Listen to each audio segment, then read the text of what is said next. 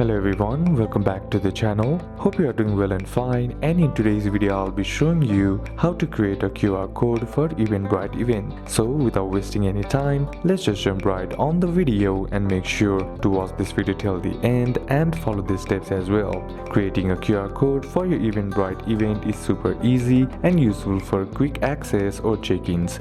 In order to use the event URL to make a QR code, what you need to do first is head over and open up your browser. Then once you are there, on the search bar type in eventbrite.com, and once you're inside the homepage of the Eventbrite, be sure to be logged into your account by tapping on the profile icon on the top right corner of the screen. Then once you're logged into your account, what you need to do is tap on your profile icon once again. Then you'll be seeing the drop down menu, and among the options select manage my events. Then once you are there, what you need to do is just simply select the event that you want to make a QR code of. Then once there, what you need to do is tap on manage and then click on links.